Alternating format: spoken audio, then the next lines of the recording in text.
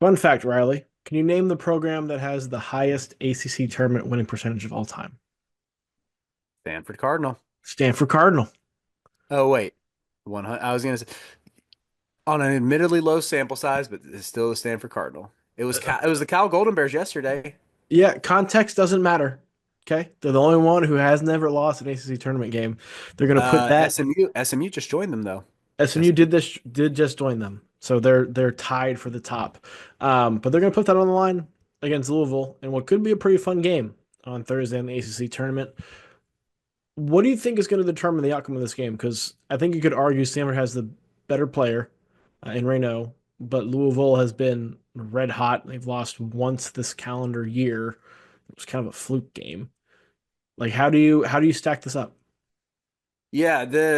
We touched on this in the recap against Cal. They really benefited from Chisom Akpara having probably his best game in a Stanford uniform, a guy off the bench who's sort of been forgotten about. He averaged 70 points a game in the Ivy League once upon a time. Good frame, good shooter, and had the really pivotal like and one down the stretch. They got a big three from Benny Geeler and a huge game from Jalen Blakes. It's really as simple as like Reynaud has to be efficient. I think he needs to be more efficient than he was against Cal, and they need similar performances from those role players. And if they get that, if they get Oziah Sellers making another three, at least three threes, then yeah, even then, man, I just think that this Louisville team is really good and really deep, and Stanford has like four players that you trust.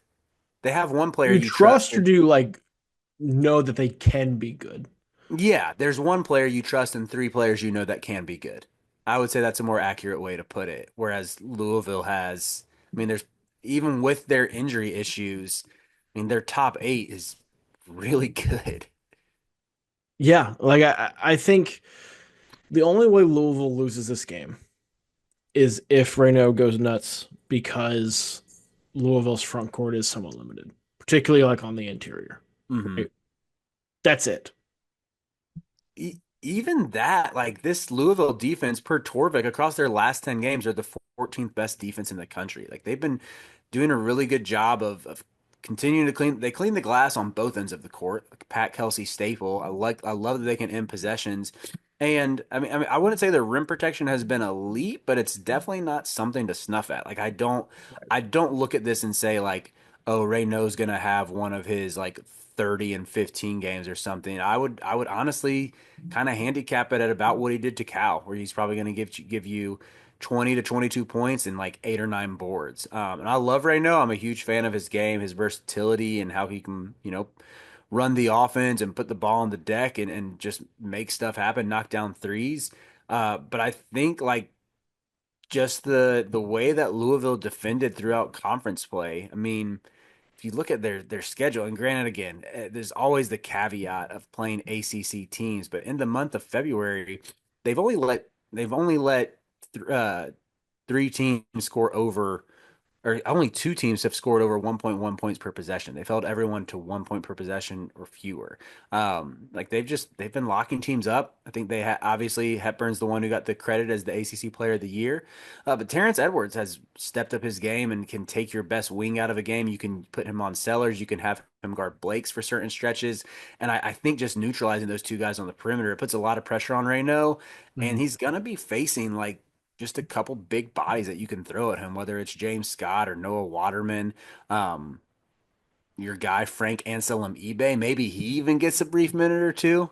Nah, you probably don't want that for Louisville, but That'd be a bad decision. I love the depth of this cards team and think they have been playing fantastic ball. What about how Stanford stops Louisville? Is it just a matter of making Louisville execute in the half court and keeping it in a transition? I'm like they stop them by praying. Maybe they like get baptized before this game to get a little extra Holy Spirit power on them or something. But like I'm just thinking, even if you make it a half court game with Louisville, who do you trust to end possessions aside from Reynaud? And I get it, Reynaud could have. I know I said I think he'll get like eight or nine boards.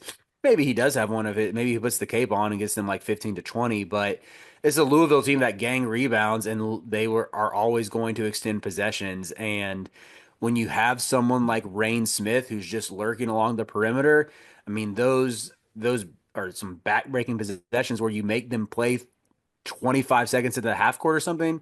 They get the board, they kick it out to Rain for a step in three, and it's all for naught. That's Right. kind of what Louisville has done throughout conference play. Uh, Rain Rain Smith isn't. He's the biggest compliment I can give Rain Smith is I'm looking at his numbers right now. He's made 106 threes this year, and I thought that was low. Like I expected him to be at least at 110. He's been good, man. The second half of this year, he's been awesome. He's so good, He's man. been fantastic. Ken Palm expects Louisville to win this game, 77 to 68. Kind of sounds like you're on the same boat. Yeah, I think Louisville rolls in this one. It's again, those Stanford inconsistencies where there's times where Blake's looks like a capable number two to Reno, uh, Oziah Sellers. I think, he's an intriguing 3 and D type of wing, whatever his next step might be in his college career, but it's just not enough to get it done against this team. Yeah, I would be tempted to say I think there's a better chance that Louisville wins by 20 than Stanford wins. I think that's a good way to put it. Yeah, that's kind of where we're at. We'll be back with a full recap after the game, no matter what happens. So make sure you like and subscribe.